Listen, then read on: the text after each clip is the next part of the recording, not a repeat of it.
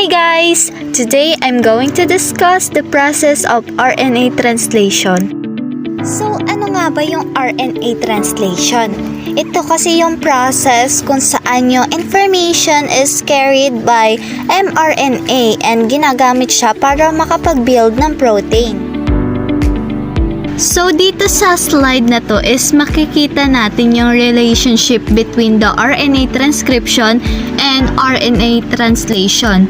So during transcription, yung information galing sa DNA is ginagamit siya to produce messenger RNA.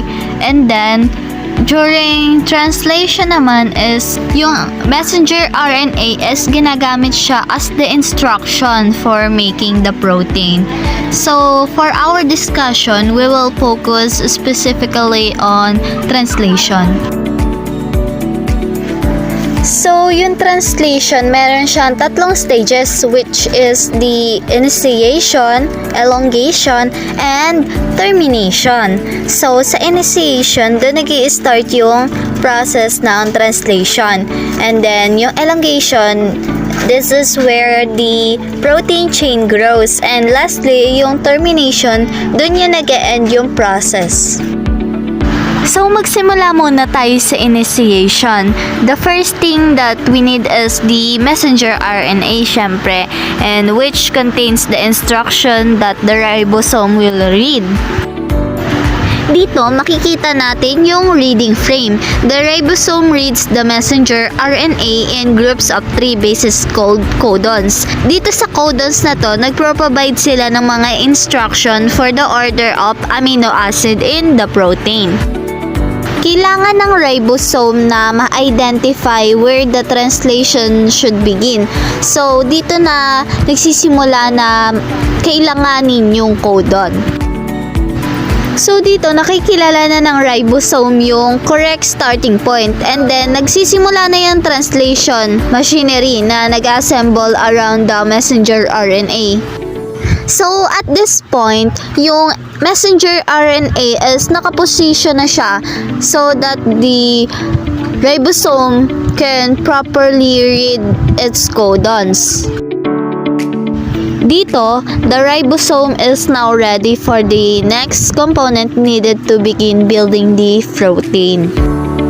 So ngayon, makikita na natin yung large ribosomal subunit na nag-join sa process.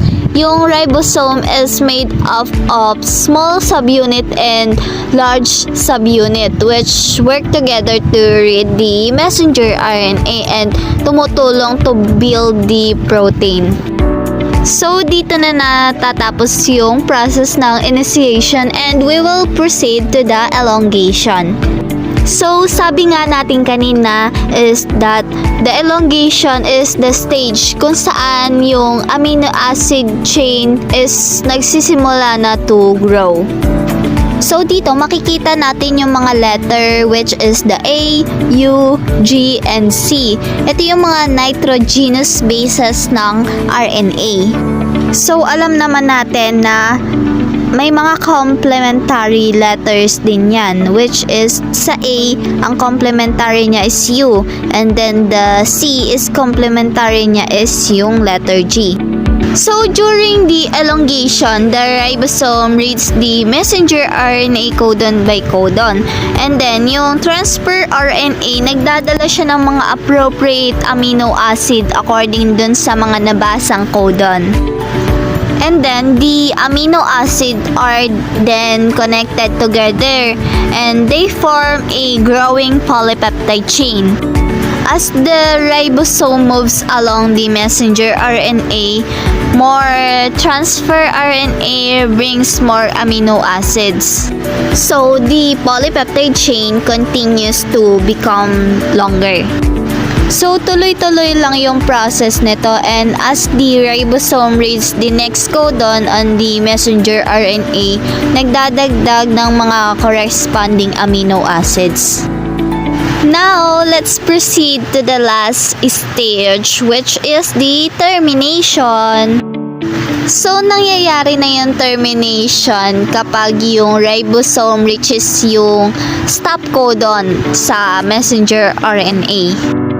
So, once na-reach na yung stop signal, the release factor binds to the stop codon and siya yung nagkakos to complete the polypeptide chain and then nare-release na siya sa ribosome that ends the translation process. So here we can see the complete polypeptide, and this polypeptide can then fold into its proper shape to become a functional protein, and that completes the process of RNA translation. So, RNA translation is not just a process happening inside the cell. It is very important because the proteins produced through this process help our cells and body to perform their normal functions. And this is also important in the medical field because our cells need proteins to function properly. If there are changes in the genetic information, they can sometimes affect the proteins produced by our cells, and that's why understanding protein production, including the translation, is very important in understanding how diseases can affect the body. I hope you learned something from today's lesson, and that's all. Thank you. Bye-bye.